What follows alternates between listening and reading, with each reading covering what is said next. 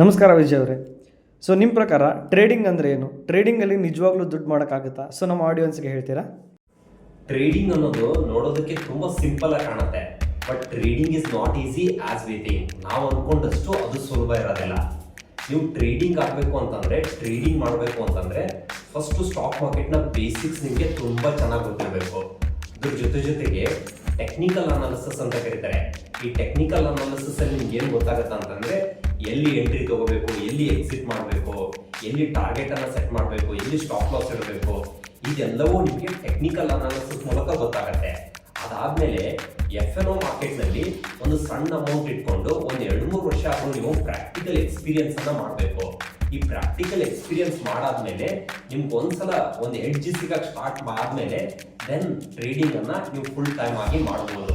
So over ಆಗಿ ಈ trading ಅಲ್ಲಿ ನೀವು ಒಂದು ಪ್ರಾಫಿಟಬಲ್ ಸ್ಟೇಜ್ ಬರಬೇಕು ಅಂತಂದ್ರೆ ಮಿನಿಮಮ್ ಒಂದು 2-3 ವರ್ಷ ಆದ್ರೂ ಟೈಮ್ ತಗೊಳುತ್ತೆ.